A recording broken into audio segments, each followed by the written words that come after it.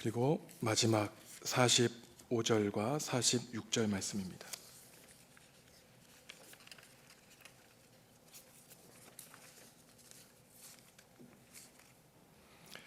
먼저 레위기 13장 1절에서 8절 말씀을 한 절씩 우리가 함께 교독하겠습니다. 여호와께서 모세와 아론에게 말씀하여 이르시되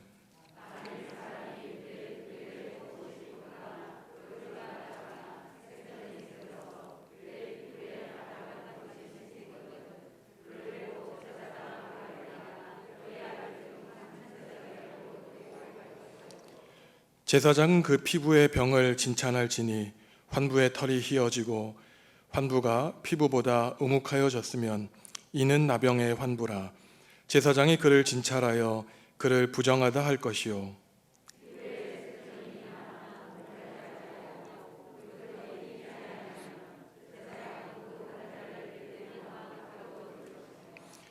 이래 만에 제사장이 그를 진찰할지니 그가 보기에 그 환부가 변하지 아니하고 병색이 피부에 퍼지지 아니하였으면 제사장이 그를 또 이레 동안을 가두어 둘 것이며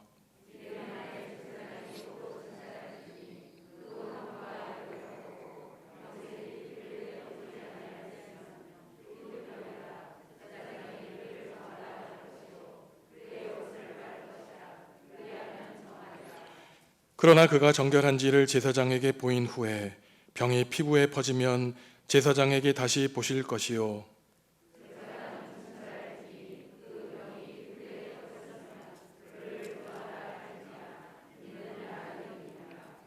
예, 45절 46절 말씀을 함께 읽겠습니다.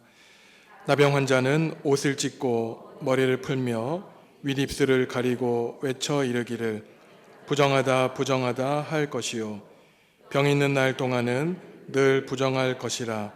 그가 부정한즉 혼자 살되 진영 밖에서 살지니라. 아멘. 저희가 몇 주 전부터 레위기 11장에서 15장에 있는 정결법 말씀을 듣고 묵상하기 시작했습니다. 이 정결법이라고 하는 것은 사람이 이 세상을 살아갈 때에 하나님의 형상을 따라 존귀하게 지원받았지만 사실은 우리가 일생을 살아가다 보면은 이러저러한 문제 때문에 때를 입고 살아가기도 하고 또 건강의 문제로 질병의 문제로 힘겹게 살아갈 때가 있죠. 그것은 하나님이 원하시는 바가 아니고 비록 우리 인생이 수십 년밖에 안 되는 짧은 인생을 살아갈지라도 하나님이 우리에게 원하시는 것은 우리의 몸과 마음이 건강하게 살아가기를 원하는 것입니다. 몸이 건강하지 않아도 참 인생이 괴롭지만 우리의 정신과 마음이 건강하지 않으면은 우리 자신이 불행할 뿐만 아니라 우리 주변에 있는 사람들을 불행하게 하는 일들이 있죠. 저희가 지난 3주간 동안의 말씀을 생각해 보시면은 그래서 레위기 11장에서는 먹는 식생활을 통해서도 우리가 건강하기를 하나님이 원하셨고 지난번 레위기 12장을 통해서는 하나님이 산모의 건강을 지켜주셨기 때문에 40일, 80일 동안 산모가 격리되어 살아가는 것은 일종의 생명을 보존하기 위한 산모 휴가의 뜻이 있다고 말씀을 드렸습니다. 오늘 레위기 13장을 보시면 수십 절에 걸쳐서 이 나병이라고 이름한 이 병을 앓는 사람들에 관한 고대의 율법 규정이 나오죠. 이것은 이제 오늘 성경에 혹시 각주를 보시면 악성 피부병이라고 번역을 할 수도 있다라고 나와 있는데 이 종기와 오미나 등등 여러 가지 이 피부에서 나오는 고름이나 이러한 전염병 때문에 병을 앓는 사람들을 우리가 어떻게 처치해야 되고 또 그 사람들을 어떻게 보호해 줄 수 있는가에 대한 가르침이 오늘 레위기 13장에 나오고 있습니다. 이 말씀의 본래 뜻을 잘 알지 못하고 성경을 읽을 때에는 병을 앓는 것도 억울한데 왜 그 사람으로 하여금 자기 자신을 가리켜서 나는 부정하다, 부정하다, 부정하다 3번이나 사람들 앞에서 외치도록 시키고 또 왜 그 사람들은 1주일, 2주일, 3주 동안 격리시키고 살아야 되는가 오해할 수 있습니다. 그것을 오늘 그 오해에 대한 말씀을 풀어드리는 것이 오늘 우리가 생각해 보아야 될 문제입니다. 우리가 읽지 않았지만 14장 56절을 보시면은 이 나병이라고 총칭하는 것에 종기, 부스럼, 반점 등이 있는데 오늘 우리가 읽은 이 개역개정판 성경은 이들을 총칭해서 나병이라고 부르고 있어요. 근데 이 번역 자체가 좋은 번역은 아닙니다. 왜냐하면은 나병이라고 하는 것은 우리가 지금은 이제 한센병이라고 하죠. 근데 이 한센이라고 하는 분은 노르웨이 의사였는데 19세기 20세기 초반에 걸쳐서 이제 의료 활동을 하셨던 분이고 이분이 이제 이 우리가 흔히 말하는 나병 증상을 한센병이라고 붙였던 것이죠.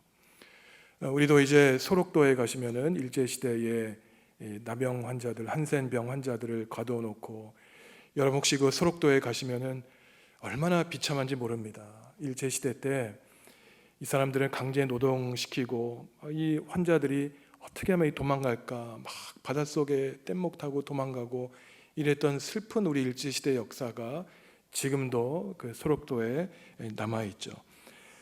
그런데 레위기 13장과 12장이 말하는 것은 사실은 나병이라고 번역하고 있지만 증세가 나병과 같지는 않습니다, 사실.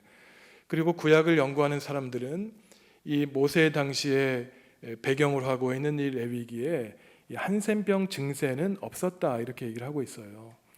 한센병, 나병이라고 하는 것은 1873년에 이 병원균을 발견을 했기 때문에 사실 나병, 한센병이라고 이 히브리어로는 차라트 또는 쉐힌이라고 하는데 이것을 옮기는 것은 문제가 있고 그렇기 때문에 새번역과 공동번역 같은 경우에는 악성, 피부병 이렇게 옮기고 있습니다. 근데 오늘날은 지금도 이제 대한성서공회에서 새로운 번역을 준비하고 있거든요. 거기서는 이 피부병의 악성이란 말도 쓰지 못하게 합니다. 왜냐하면은 우리나라에도 이 장애인 협회들이 있지 않습니까? 이분들이 속이 상한 거예요. 아니 우리가 장애인인 것도 억울한데 피부병을 그냥 심한 피부병이라고 하지 거기다 악이라는 말을 쓰냐. 이게 굉장히 중요합니다. 우리가 신앙생활하면서도 굉장히 이 장애인들에 대해서 잘못된 표현들을 쓸 때가 있어요. 그래서 성경에도 절뚝발이라든가 맹인이라든가 소경이라든가 이러한 번역들은 굉장히 잘못된 번역입니다. 그래서 저희가 지금 이 개역개정판도 20년이 지난 번역인데 아직도 그러한 번역들이 있어요. 그래서 대한성서공회 이제 직원분들하고 대화를 나눠보면은 이러한 장애인 협회에서 엄청나게 많은 항의가 들어옵니다. 아니 당신들이 예수 그리스도의 복음을 전하고 생명을 전한다고 하면서 왜 장애인들이 이렇게 비하 발언을 쓰고 있느냐.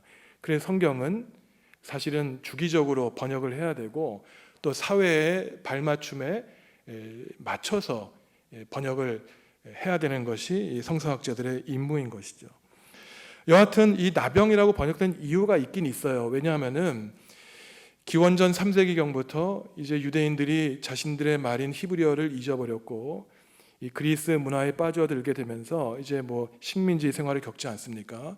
그래서 그리스 로마 문명 속에 살아가면서 이 헬라어를 쓰는 유대인들을 위해서 헬라어로 번역을 하게 되는데 거기에서 이 히브리어 차라트를 뭐라고 번역했냐면은 레프러시라고 번역. 이게 영어의 레프러시가 나병인 것입니다. 어근이 된 것이에요. 오늘날 나병에.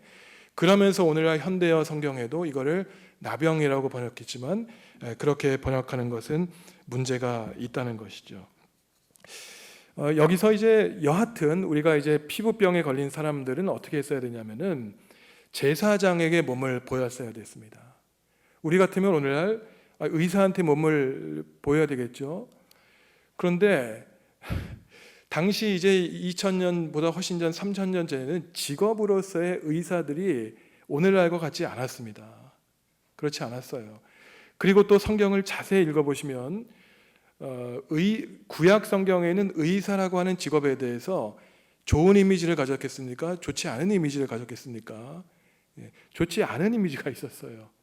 왜냐하면은 구약 성경에 의사라고 하는 로페라고 하는 말이 많이 나오지도 않습니다. 그 당시에 전문 의술학교가 있었겠습니까? 광야 지나갈 때 역대하 16장과 예레미야 8장 같은 데 보면은 뭐라고 나와 있냐면은 제가 역대하 16장 12절을 읽어 드릴 텐데 아사가 왕이 된 지 39년에 그의 발이 병들어 매우 위독했으나 병이 있을 때에 그가 여호와께 구하지 아니하고 의원들에게 구하였더라. 이런 기록이 있어요.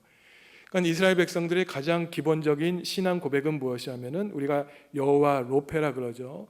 하나님이 우리의 생명의 근원이시고 하나님이 참된 치유자다. 이러한 생각이 있었던 것입니다.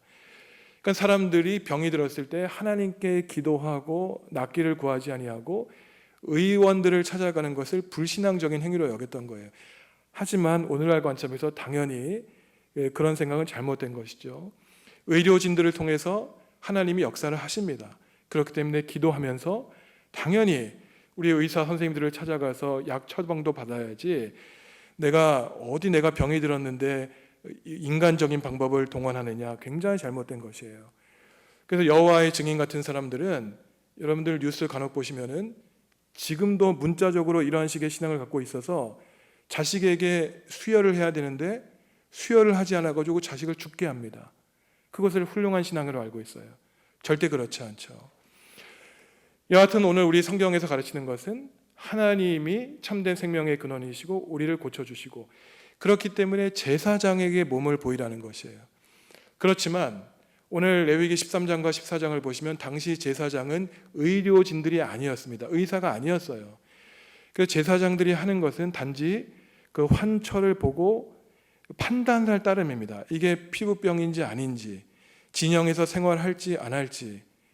그리고 이제 나중에 다음 주에 14장을 보시면은 정결례를 예식을 행하는데 이 사람들이 행하는 것이 진료 행위, 치료 행위가 아니었습니다. 단지 일주일, 2주일, 3주일 동안 격리해서 하나님이 고쳐주시면 판단한 다음에 다시 일생생활로 돌아올 수 있도록 제사를 집전한 것이었어요. 그래서 제사장들이 의료 행위를 한 것이 아니라 이 악성 심한 피부병 환자들을 만나서 공동체 생활을 할 수 있을지 없을지를 결정하는 것이 그 사람들의 일이었습니다. 그래서 이 피부병이라고 생각이 들면은 이스라엘이 이제 진영 공동체 생활이 있지 않습니까? 거기서 격리를 시켰어야 돼요. 그 이유는 무엇이었냐면은 전염을 시키는 것을 방지하기 위한 것이었습니다. 이들을 차별 대우하거나 이들에 대한 비난이나 이런 것이 아니라 하나님이 진영 가운데 계시기 때문에 그 진영을 오염시키지 않고 함께 건강한 거주 생활을 할 수 있도록 이 사람들을 따로 격리를 시켰어야 되죠. 그래서 오늘 우리가 읽은 3절을 보시면은 환처를 판단한 다음에 이게 피부병이다 그러면은 부정하다고 선언을 해야 돼요. 이제 환자가 있지 않습니까? 그럼 이 사람과 공동체 앞에서 지금 이 사람은 부정하다라고 공식 선언을 했어야 됩니다. 그리고 오늘 우리가 읽었지만 45절을 보시면 당사자도 부정하다고 외쳐야 돼요. 왜 그렇겠습니까?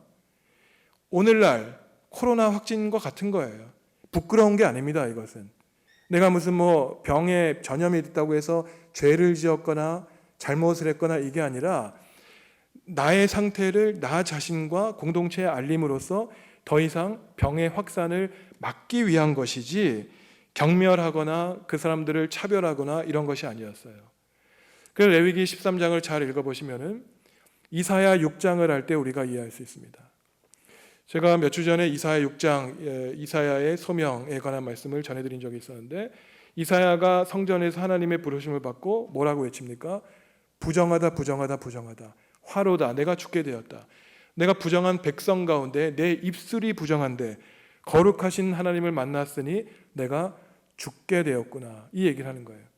부정하다 부정하다 부정하다라고 외치는 것은 저는 하나님을 감당할 수 있는 사람이 아닌 부정한 사람입니다 라고 자신의 상태를 고백하게 되는 것이죠. 이처럼 악성 피부병 환자는 진영 밖에 살았어야 되는데 첫째는 진영 안에 함께 사는 사람들을 보호하기 위한 것이었고 또한 이 이스라엘 사람들의 생각에는 이 진영 안에 하나님이 계신다고 생각했기 때문입니다. 그래서 우리 성도 여러분들이 부정함을 피해야 되는 이유는 나 자신의 건강을 유지하고 이웃의 건강을 유지하는 것도 있지만 더 깊은 신앙적인 인식이 있었다는 거예요. 내 몸은 내 몸이 아니라 하나님의 몸이고 이 교회는 단지 성도의 공동체가 아니라 하나님이 머무시는 거룩한 자리라고 생각을 했기 때문에 우리를 부정하게 하는 것에서 피해야 됐던 것입니다. 따라서 이 부정한 사람들은 제사에도 참여하지 못했습니다. 지난주에 산모도 40일, 80일 동안 제사에 참여하지 못했죠. 그것은 다름이 아니라 예배 생활을 통해서도 부정한 사람이 혹시나 공동체를 원하지 않았지만 파괴하는 것을 막기 위한 것이었죠. 그래서 우리가 올해도 지난 한 해 동안을 회고해 보면은 10번 이상 온라인 예배를 드렸었죠. 빈 예배당에서 이 바이러스 때문에 우리가 한 자리에 모이지 못했던 것이 얼마나 속상했는가. 근데 이미 수천 년 전 구약의 레위기를 보면은 이러한 사람들은 제사에 참여하지 못했던 일들이 이미 나타나고 있었던 것이죠. 그래서 4절 이하를 보면은 그 다음에 이제 그러면 제사장은 무엇을 해야 되는가? 이 격리된 환자들을 일주일마다 방문을 해야 됩니다. 방문을 해서 가장 기본적인 원칙은 뭐였냐면은 피부가 우묵하게 들어갔는가, 이 평행해야 되는데 환처 때문에 높낮이가 낮아지면 이건 문제가 있다고 고대 의사들이 판단을 한 것이에요. 그래서 이제 현대 의학과 고대 의학이 많이 다르죠. 기원전 5세기, 6세기에도 의학의 아버지인 히포크라테스 같은 경우에는 사람의 이 기분을 달리하는 게 이 체액에 있었다고 생각을 했습니다. 이 담즙이 검은 담즙이 있고 흰 담즙이 있고, 그래서 우리가 흔히 우울증이라고 얘기하는 멜랑콜리라고 하는 것이 헬라어에서 나온 말이에요. 검은 담즙. 우리 오늘날 같으면 호르몬이죠. 호르몬의 증가에 따라서 우울증도 생기고 하지 않습니까? 근데 이제 현대 의학에서는 히포크라테스가 생각했던 이 검은 담즙은 없는 것으로 판명이 됐죠. 오늘날 의학의 관점에서는 이 레위기 13장을 보면은 맞지 않는 부분도 있습니다. 성경을 깊이 있게 보시면은 이 환처가 온몸에 퍼지면 오히려 정결하다 그래요. 그러니까 이러한 식의 생각은 오늘 우리가 이해하기 힘든 것이죠. 제사장이 판단을 해서 일주일 동안 이 피부가 고르게 되면은 정해진 것입니다.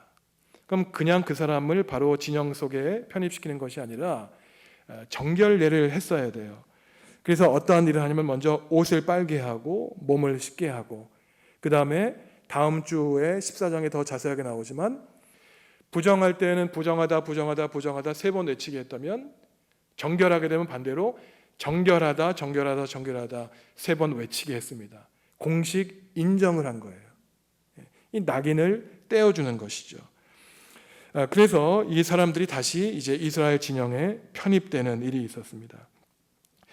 이것은 의식 생활과 이 주거 생활도 마찬가지예요. 제가 그래서 레위기 11장과 15장을 한마디로 요약하면 의식주 생활에서 건강함이라 하는데, 오늘 우리가 읽진 않았지만 레위기 13장의 마지막을 보시면은 이 옷에 곰팡이가 생겼을 때 긁어내거나 뜯어버리도록 합니다. 재미있는 것이 옷에도 나병이 들거든 이렇게 번역을 하고 있어요. 그게 왜냐면은 성경을 번역할 때 이제 같은 낱말을 같은 단어로 번역하는 겁니다. 이게 조금 어려운 말로 형식 일치의 번역이라고 하는데, 제가 학교에서 하는 일이 이런 거예요. 성경 번역할 때 이거를 직역을 하느냐 의역을 하느냐. 근데 이제 개역 개정판 같은 경우에는 직역을 원칙으로 하기 때문에 조금 사람들이 읽을 때는 무슨 옷이 나병이 걸리느냐 하지만 히브리어로 같은 낱말이기 때문에 나병이라고 번역하지만, 그래서 새번역 성경과 공동번역 성경은 곰팡이라고 번역을 하고 있는 것입니다. 그 14장을 보시면은 집에도 나병이 걸리면, 나병이 아니죠, 곰팡이예요. 곰팡이가 생기면 흙을 긁어내거나 아니면 벽돌을 아예 뜯어내게 되어 있습니다. 이게 성경을 읽어보면은 정말 저는 그래요. 이게 그냥 교리적으로 성경은 하나님의 말씀이다, 그냥 입버릇처럼 고백하는 게 아니라 성경을 한 구절 한 구절 깊이 있게 읽으면 이거는 사람의 그릴 수가 없다. 수천 년 전에 옷에 핀 곰팡이, 집에 생기는 곰팡이 얘기를 하는 거예요. 지금 우리가 코로나 때문에 더 이상 사실은 지금 미세먼지 얘기 안 하지만 기억나시죠? 그 코로나 생기기 전에는 미세먼지가 지금 심하냐 보통이냐 늘 따졌어요. 지금은 코로나 때문에 미세먼지는 아무것도 아니지만 지금 사실 이 미세먼지 공기 환경을 이미 수천 년 전에 하나님이 레위기에서 우리에게 말씀해 주시는 겁니다. 그러니까 레위기 11장에서 13장에서 얘기하는 건 뭐냐면은 우리의 입으로 들어가는 음식물 건강하게 하고, 우리 병, 몸을 건강하게 하고, 우리가 입는 옷, 그리고 우리가 사는 집, 나 자신과 우리 주변 환경을 깨끗하게 해서 건강한 몸과 마음으로 하나님께 예배하는 삶을 살아라. 이게 결론인 것이에요. 그러니까 이미 우리 호흡기 질병에 대해서도 성경은 우리에게 이야기를 하고 있는 것이죠. 실제로 성경을 보면은 구약 성경과 신약 성경에 이 피부병에 걸린 사람들의 얘기가 나오죠. 대표적으로 민수기 12장을 보시면은 모세의 누이 미리암이 이 피부병에 걸렸습니다. 우리가 성경을 깊이 있게 읽어보면은 이 미리암이 모세한테 야단을 쳐요. 너 왜 그렇게 사냐? 그래서 이제 하나님께 진노를 얻어가지고, 사실 아론과 미리암이 같이 모세와 대항을 했는데 경쟁자였습니다. 사실 성경을 보면은 이 세 남매가 엄청난 이 모세 40년 광야 생활 동안 리더 역할을 했는데, 출애굽기 이제 그 32장을 보시면은 아론도 금송아지 사건을 벌이지 않습니까? 많은 백성이 아론을 따랐죠. 미리암도 엄청난 여성 지도자였어요. 분란이 있었습니다, 공동체 안에. 그래서 미리암이 이제 그 하나님의 징벌로 피부병에 걸리게 되고, 또 아람의 군대 장관 이 나아만이 피부병에 걸리지 않습니까? 그리고 게하시가 뇌물을 받아가지고 이 피부병에 걸리게 되죠. 그래서 엘리야가 이 요단강에 가서 몸을 씻어라. 그래서 이제 병에서 낫는 경우가 있고, 또 이 같은 피부병에 걸렸던 유명한 사람이 누구입니까? 욥이었어요. 욥기 1장을 보시면은 이 피부병이 증세가 어땠냐면은 굉장히 가려웠습니다. 기와를 가지고 몸을 피가 나도록 긁었던 사람이 이 욥이었죠. 그러니까 정상 생활을 하기 힘든 병이었습니다. 이것이 오늘날도 사실 이 아기들도 그렇잖아요. 이 피부병 때문에 때로는 이민을 가는 아이들도 있는데, 그래서 하나님이 우리가 건강하게 살기를 원하시는 것이죠. 우리가 그저 수천 년 전에 기록된 이 율법의 말씀, 오늘날 해당하지 않는 말씀, 그냥 화석화된 말씀으로 읽는 이 레위기가 우리에게 신앙에 주는 가르침이 굉장히 큽니다. 그것이 먼저 우리가 몇 가지 살펴보려고 그러는데, 먼저는 예수님이 바로 이러한 사람들 때문에 오셨다는 거예요. 우리가 레위기 13장 14장에 있는 이 피부병에 관한 레위기의 율법을 잘 모르면은 예수님의 구속 사역을 이해하긴 이해해도 얼마나 예수님의 사역이 우리에게 귀한 사역이었는지 마음으로 느끼기가 힘듭니다. 우리가 이제 이번 주일부터 대림절을 보내고 있지만, 예수님이 오신 목적이 처음부터 생애 마지막까지 바로 이분들과 함께 하셨어요. 마가복음을 읽어보시면은 마가복음 1장에 예수님이 처음으로 하신 사역이 바로 이 피부병 환자들을 고쳐주신 것이었습니다. 그리고 예수님이 마가복음 14장을 보시면은 마지막으로 제자들과 최후의 만찬을 하시기 전에 식사하셨던 집이 나병 환자 시몬의 집이었어요. 예수님의 인생의 처음과 마지막은 사람들에게 손가락질 당하고 격리당했던 이 나병 환자들과 함께 했던 삶이 예수님의 삶입니다. 예수 그리스도를 믿고 예수 그리스도를 따른다면 우리의 눈이 향해야 될 곳이 어디인가? 우리는 본능적으로 높은 곳을 향해 우리의 눈을 향하고 있지만, 의지적으로 낮은 곳을 향할 때 그것은 다른 사람을 보호하는 길이기도 하지만 우리 자신을 보호하는 길이에요. 우리가 늘 높은 곳을 향해 갈 때에는 타락하기 쉽습니다. 하지만 병 있고 질병 때문에, 몸과 마음의 병 때문에 외로워하는 분들을 우리가 사랑하고 그들을 찾아간다면 우리는 타락하는 시점을 늦출 수 있다는 것이에요. 왜? 예수님이 그렇게 사셨기 때문에.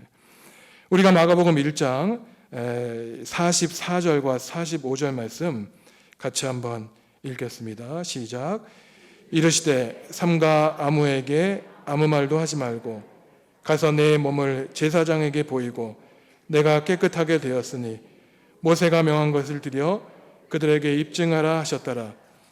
그러나 그 사람이 나가서 이 일을 많이 전파하여 널리 퍼지게 하니, 그러므로 예수께서 다시는 드러나게 동네에 들어가지 못하시고 오직 바깥 한적한 곳에 계셨으나 사방에서 사람들이 그에게로 나아오더라.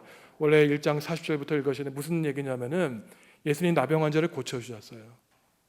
그런데 구약 레위기의 법에 따르면은 그냥 이 사람들이 정상적으로 살 수 있는 게 아닙니다. 제사장이 공식적으로 인정을 해줘야 돼요. 예수님이 그런 말씀하시죠. 제사장에 가서 너의 몸을 보여줘라. 그 다음에 제사장의 공식 선언을 받으라는 거예요. 그 다음에 정상적인 생활을 하실 수 있도록 하십니다. 레위기에 있는 규정을 예수님이 철저히 따르셨던 것이에요. 법이었습니다. 실정 법이었어요. 그리고 하시는 말씀이 아무에게도 얘기하지 마라. 얼마나 훌륭한 분입니까? 오늘날 같으면 어느 목회자가 무슨 치유의 능력이 있다? 얼마나 떠들겠어요? 하나님이 원하시겠습니까? 자기의 영광을 드러내는 거예요. 내가 무슨 능력이 있다? 내가 기도했더니 손을 얹었더니 나았다? 하나님을 이용해서 자신을 선전하는 예수님은 그렇지 않았죠. 아무에게도 말하지 마라. 왜 그랬을까요? 예수님의 관심사는 그 환자에게 있었던 거예요. 아팠던 환자가 나으면 그걸로 끝난 겁니다. 뭐 더 이상 필요가 있습니까?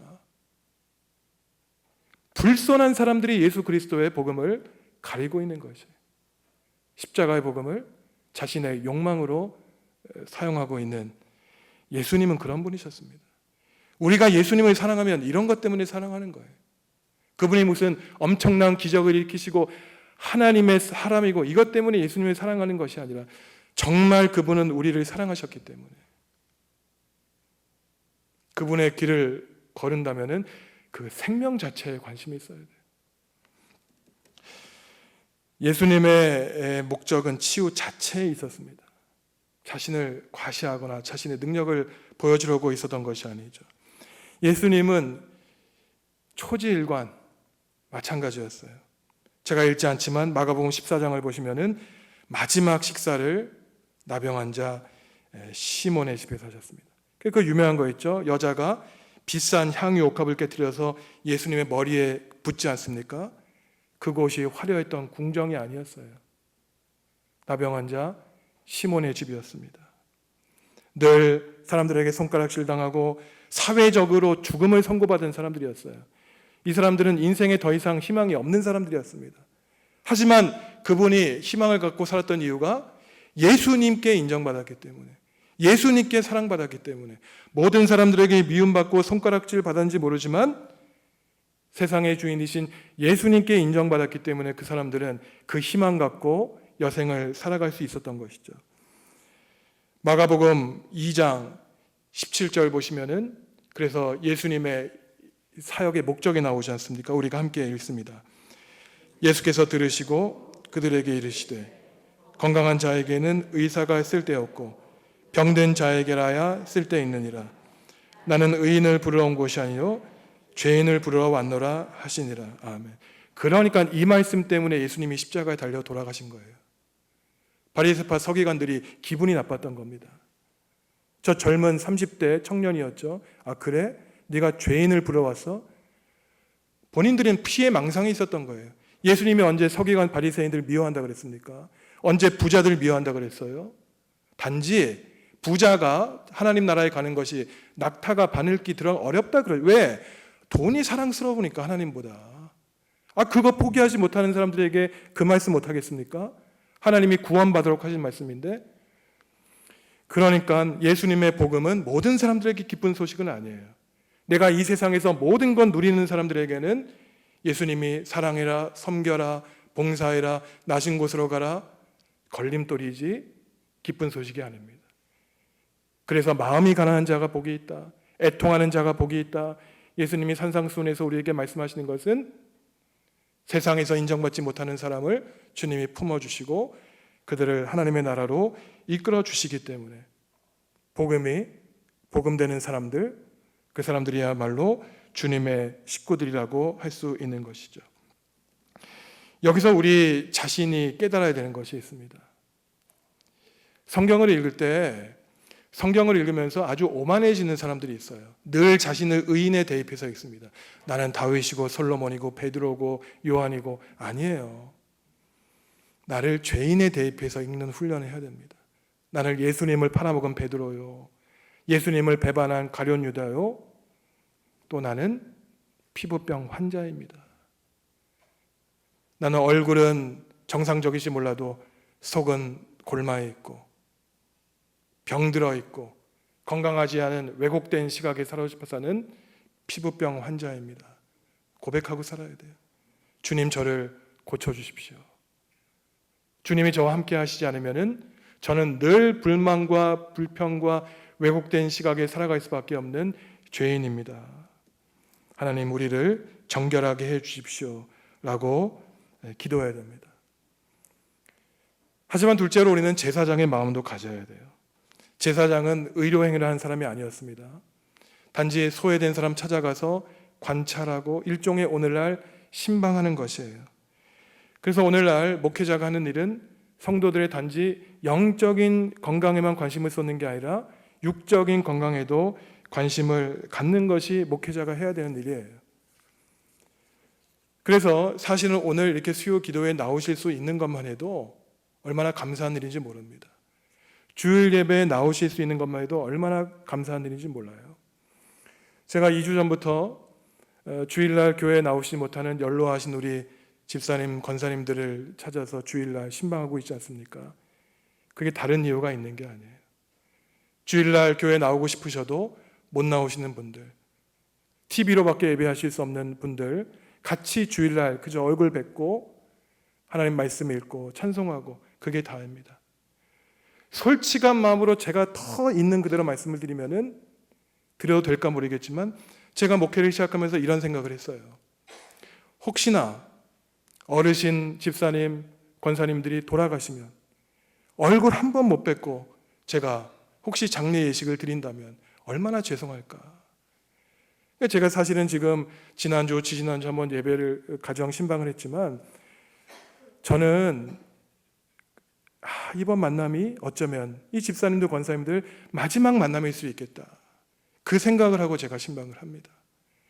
그래서 우리 집사님, 권사님, 장로님들, 우리가 우리 발로 이렇게 예배당 나와서 예배하는 것이 영원하지 않습니다. 감사하셔야 돼요. 또 우리가 몸이 건강할 때 외롭게 홀로 지내시는 분들 전화라도 한번 하시고 안부라도 물으시고 정말 작은 음식이라도 하나 갖다 드리고, 제가 이제 2가정밖에 신방하지 않았지만 참 마음이 무겁습니다. 마음이 무거워요. 우리 그리스도인들이 해야 될 일이 무엇일까요? 내가 누리는 기쁨과 즐거움을 나누는 것이에요. 나만 누가복음에 나온 어리석은 부자처럼 창고 크게 만들어 쌓아놔서 무엇하겠습니까? 우리가 가진 기쁨과 즐거움을 나누는 것이 구약의 제사장들이 하는 일이었죠. 이번 주부터 우리는 한 달 동안 대림절기를 보내게 됩니다. 예수님이 왜 이 땅에 오셨는지, 왜 그 하늘의 보좌를 버리고 이 땅에 내려오셨는지, 왜 십자가를 지었는지. 세상 사람들은 크리스마스야말로 가장 바쁘고 분주하고 화려한 절기로 보내고 있지만, 과연 우리 그리스도인들은 어떠한 마음을 가지고 보내야 될지. 지금까지 살아오면서 성탄절, 대림절기를 그냥 보내야 되는 절기로 보냈다면, 오늘 마가복음 1장과 14장에서 예수님이 우리에게 증거하셨던 것처럼 세상 사람들이 바라보지 않는 그곳을 바라보셨고, 세상 사람들이 찾아가지 않은 그곳을 찾아가셨던, 우리가 이번에 1년에 남은 성탄절에 한 번이라도 우리의 시선을 그들에게 향하고 한 번만이라도 그런 분들을 찾아간다면 이 아름다운 예수님의 사역을 우리가 감당하는 것입니다. 사랑하는 성도 여러분, 우리는 종교란에 기독교라고 쓰죠. 우리는 기독교인, 그리스도인이에요. 그냥 머리로만 고백하는 것이 아닙니다. 예수님의 삶을 인정하고 고백하고 부족하지만 그분의 길을 뒤따라가겠다고 결심하는 사람들입니다. 때로는 하나님이 원하시는 보폭에 우리가 발을 맞추지 못해서 예수님의 길보다 굉장히 천천히 걸어갈지라도 하나님이 요나에게 그러하셨듯이 늘 우리를 기다리고 계십니다.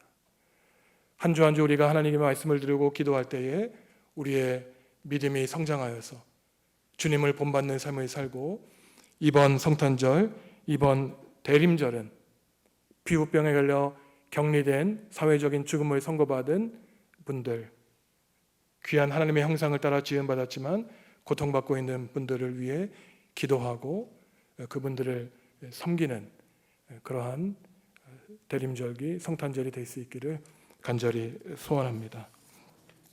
함께 기도하실 텐데 세 가지 문제를 놓고 기도하려고 합니다. 먼저 내가 피부병 환자이죠. 내가 가지고 있는 문제가 있습니다. 그 문제를 내가 부정합니다라고 인정할 때에 치료의 가능성이 있습니다. 나만 알고 있는 문제를 놓고 하나님 고쳐주십시오. 함께 기도하겠습니다.